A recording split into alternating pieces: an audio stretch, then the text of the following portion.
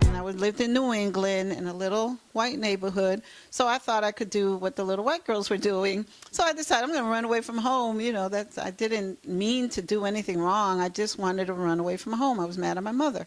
Well, I ran away to my boyfriend at the time's house, and he wasn't there. He was partying.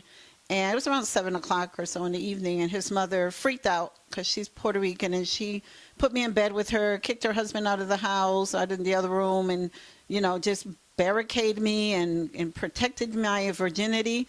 So my boyfriend couldn't come near me. She called my mother and told her, and my mother's like, she don't care. Then the next day, she's like, we're bringing you home. And I'm like, yeah, I want to go home. I want to go to my room. And when she brought me home, they rejected me. My mother said, no, I ran away. I'm not a virgin anymore, and she does not want me home anymore. So from the age of 14, I never went back home again in that capacity. I stayed with my mom a lot of times after I had my daughter. But so can you imagine being 14 and having to marry someone that you didn't love? Because 14, we were in junior high school. So I married him, and he was a player. He liked to screw around a lot. So again, he wasn't emotionally available to me. He didn't even want me. He's like, I don't want to touch you just in case your mom takes you back. And so we didn't do any you know, sexual things for like months and months and months. But we were married. And then we're like, well, we might as well do something. We're married. But I didn't want to be married at 14. I didn't want to do that. It was scary. So then here we go now, from that marriage, from 14 to 17, and it didn't work. We ended up breaking up, getting divorced. And there's more about that in the book. There's a lot of details about what we went through in that marriage and the abuse. He wasn't abusive physically, but he was emotionally. And, you know, anybody that cheats on you all the time, that's an emotional abuse. But I didn't think so. I thought, you know, he's just who he is, and I just don't want to be a part of this anymore. So we broke up. And it wasn't that easy. You got to read the book. It's a lot of details and a lot of weird things going on. You know, a 14-year-old can do some things that you regret. I did a lot of things that I regretted at 14, 15, 16. So 17, I decided that I met this guy, who ended up being my second husband. And he seemed like a nice guy, professional boxer. I'm like, well, you know, Catholic, Puerto Rican also, because I can only go with Puerto Rican men. That's what my family would allow. So I said, maybe this is the guy. He comes from, he got 8 brothers and sisters, so similar. But it wasn't similar. My mother told me, don't get involved with that guy because you just don't get involved with that guy. I really don't want to say why. I say it in my book. But I got involved with the guy, and that was the biggest nightmare of my life. If I ended up leaving there alive, I don't know how, just by the grace of God, that I didn't die. Because he was very abusive, and you have to read my book of all the things that I go through with this man. I don't want to get into it right now, but ladies, we can't accept this stuff. We can't just accept a man doing all these things to us and we just say it's okay. I thought it was okay because I wanted a family. He was my husband. I married him. I had 2 boys from him. And, you know, whenever I tried to leave him, my mother would say, you married him, you got to go back and you got to make it work. Again, like she rejected me when I was 14. When I went to her, she said I had to leave. When I would go to her with black eyes and, you know, broken this and broken that, she would tell me, go back. I always had to go back. So I was learning to hang in there, no matter how they treat me. I wasn't worthy. I didn't think I was worthy because if I kept going back for more abuse, something was wrong. So.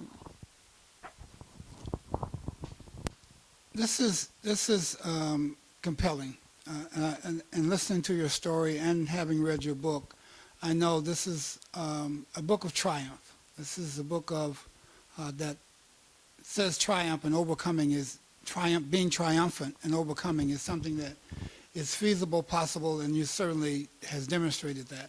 So let's get to the healing. You're a well-rounded woman now. You have a doctorate. Your education is intact. You seem to be psychologically intact. So how did you heal? What did you do? What were your steps? And what would you say to your audience about healing and the process of healing? healing. I'm still healing, but it's a long process. What I did was I can't even find the word to say that what is not done in my culture. I went to therapy. I didn't feel good. Tried to commit suicide quite a few times. It's in my book. You can read more detail about that.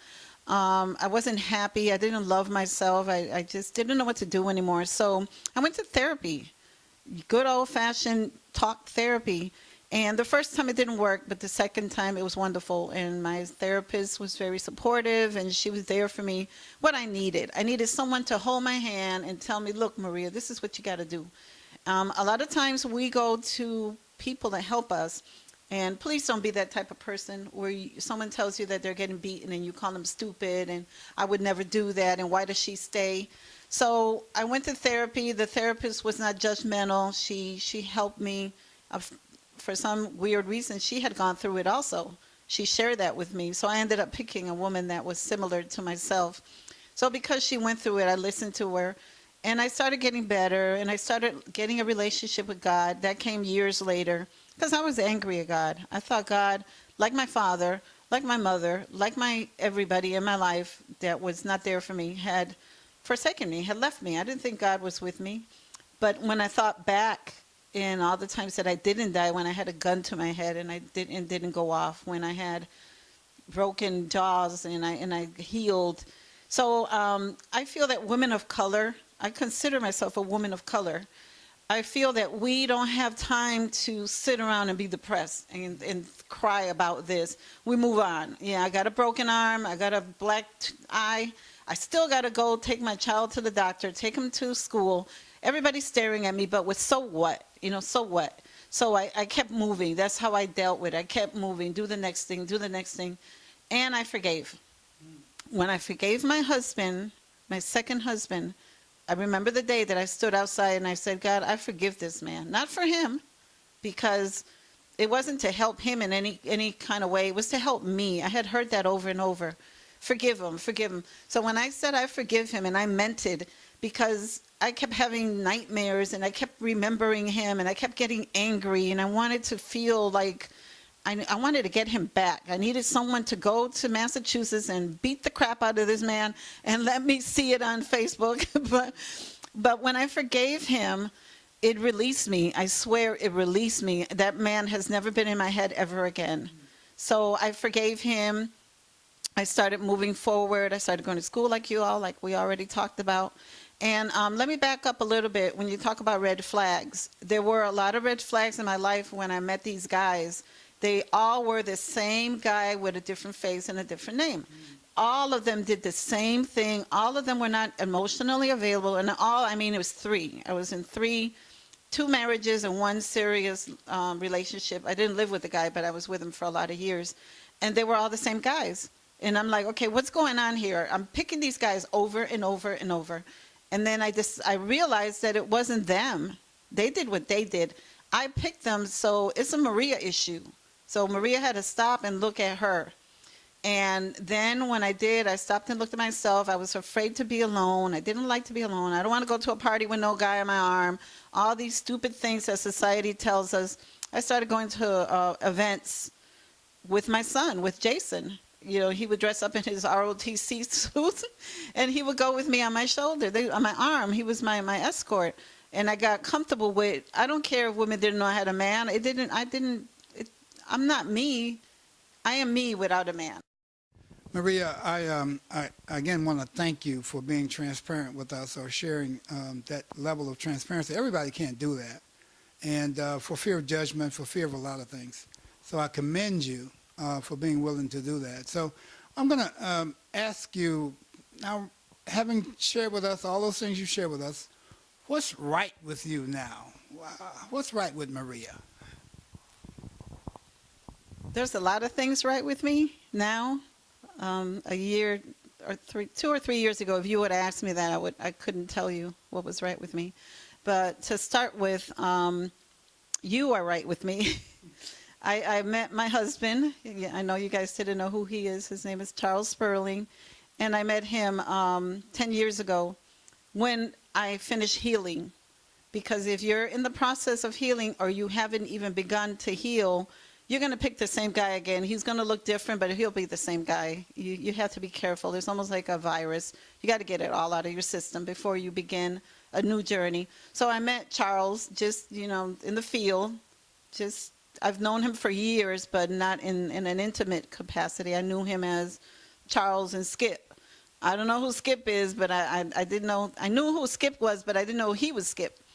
But I met him, we talked, we started dating, and he has been the most supportive, wonderful, influential, loving, compassionate person ever in my life. He has been my rock. I don't want to cry. So I thank God for my husband. That's how real it is when you have real talk with Dr. Maria. I want to invite you to buy the book. I want to invite you to read it. Read it for comprehension. Don't skim the pages. You will miss important jewels. Again, this is Charles Sperling with Dr. Maria Sperling, and this is another segment of Real Talk with Dr. Maria. Thank you for joining us.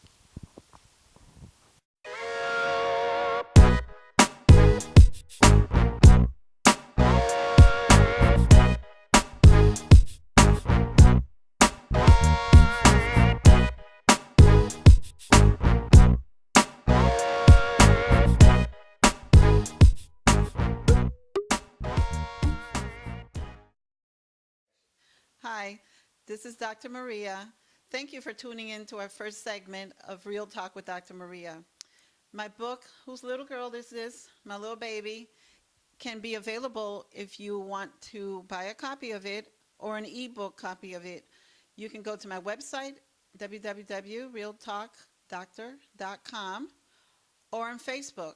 You can inbox me, is Dr. Maria or Maria Flores-Sperling on Facebook. You can also follow me at Twitter at Dr._Maria PhD. Thank you for joining us, and I look forward to seeing you next week.